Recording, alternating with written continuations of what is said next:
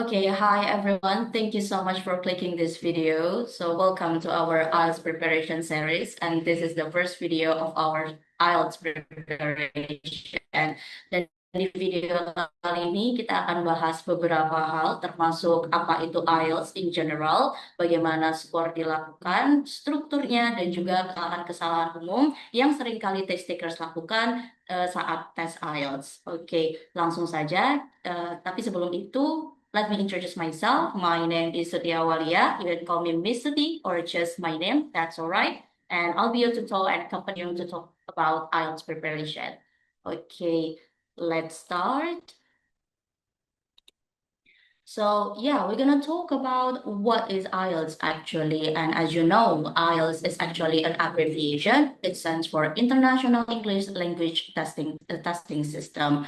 Jadi IELTS itu sebenarnya dia adalah singkatan ya teman-teman. Dia itu singkatan dari International English Language Testing System. So basically, what is IELTS? IELTS, or the International English Language Testing System, is a globally recognized proficiency test specifically for non-native English speakers. Jadi, IELTS ini adalah tes bahasa Inggris untuk mengukur sejauh mana kemampuan bahasa Inggrisnya, khususnya untuk orang-orang yang memang bukan berbahasa Inggris atau tidak menggunakan bahasa Inggris sebagai bahasa pertama. Itu bisa menjadi bahasa kedua atau bahasa ketiga.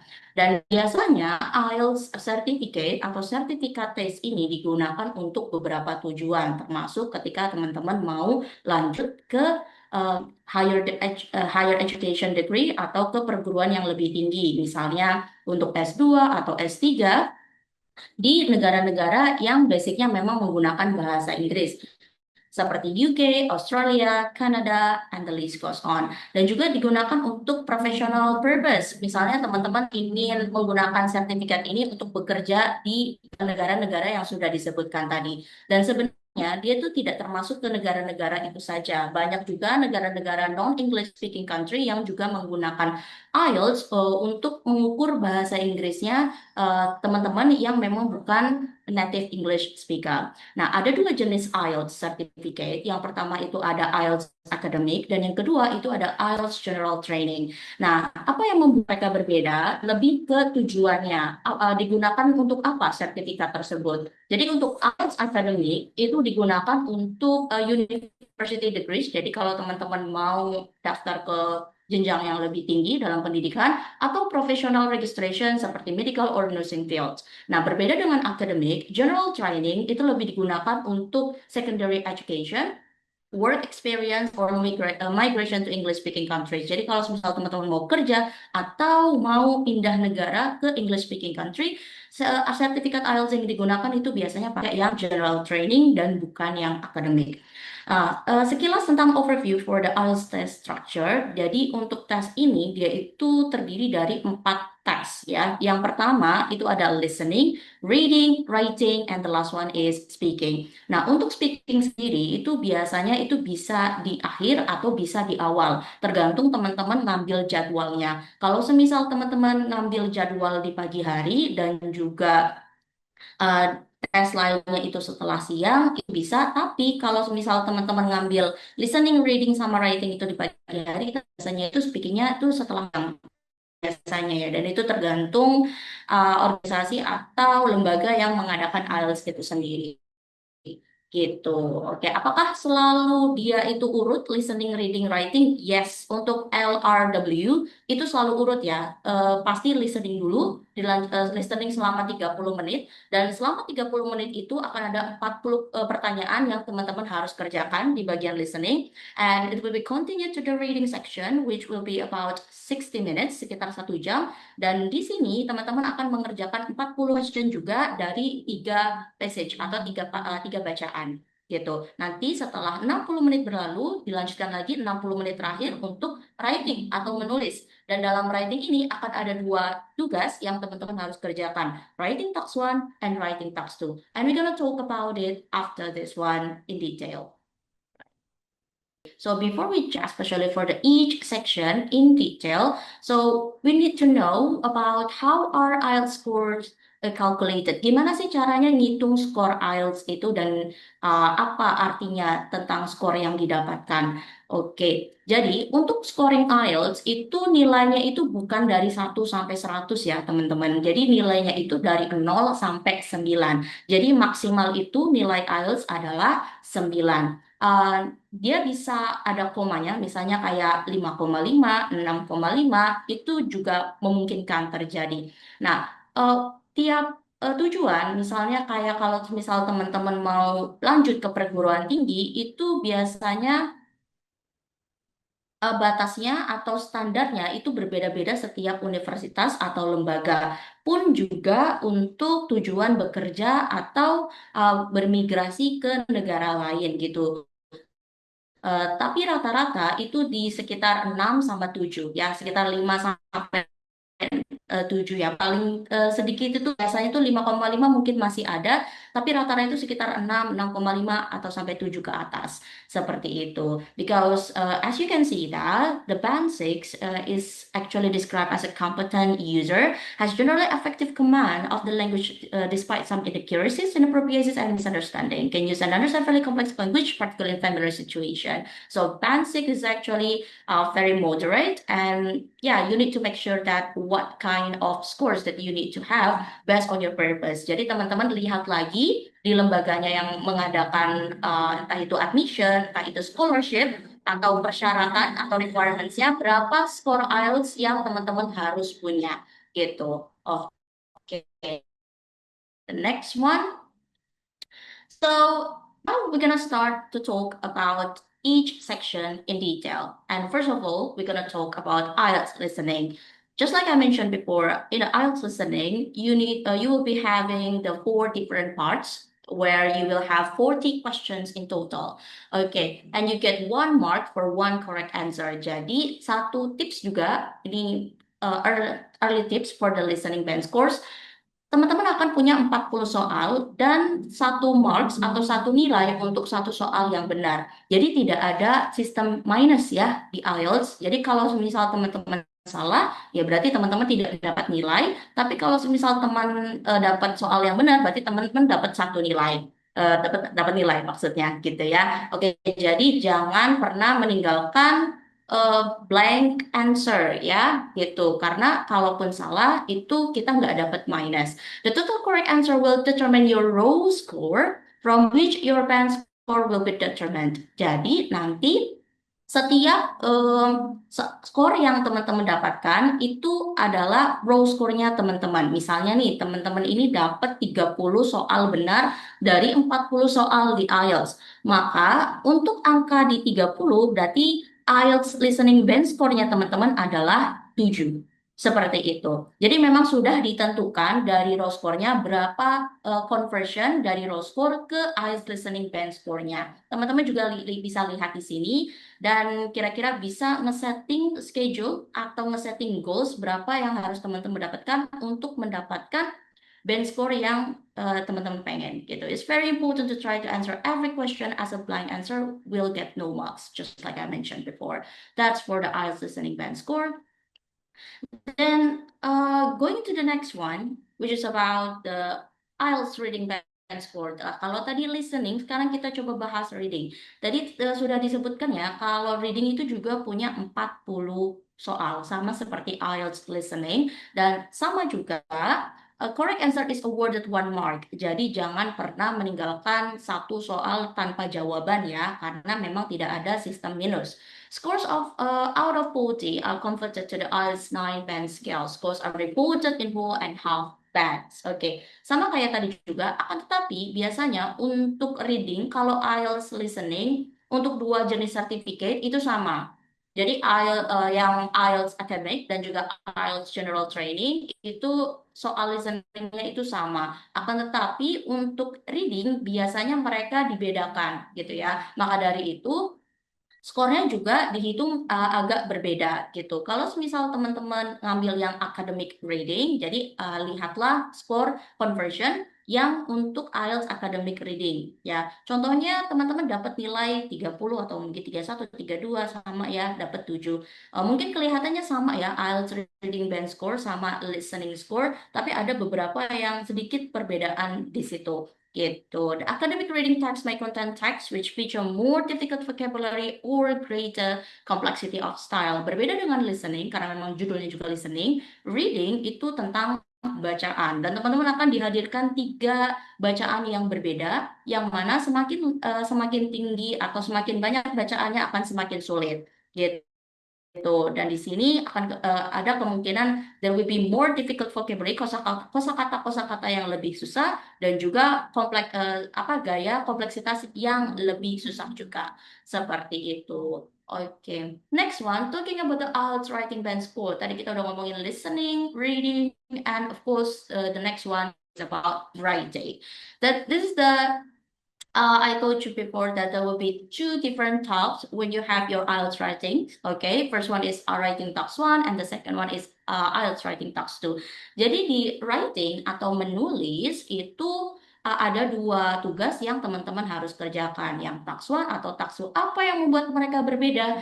Talks 1 itu lebih ke kita membuat report atau laporan dari gambar yang dihadirkan di soal. It can be a graph, table, chart, or diagram. Okay, so it's basically you need to make sure that you can explain the picture very well. Jadi nanti teman-teman akan dikasih gambar ya di soal. Nah, teman-teman diminta untuk ngejelasin ngejelasin gambar tersebut untuk membandingkan, untuk mendeskripsikan apa sih highlight utama dari data yang disajikan di dalam soal itu gitu. Nah, soalnya itu bisa berupa diagram, grafik ya, table atau pie chart seperti yang contoh yang ada di layar seperti ini. Yang membuat dia berbeda dari Talks 2 is not about data, it's all about opinion. Jadi di sini aja kita udah ngelihat ya, Talks 1 itu lebih ke oke, kita membuat laporan tentang apa yang disuguhkan di dalam soal. Tapi kalau Talks 2, it's all about opinion.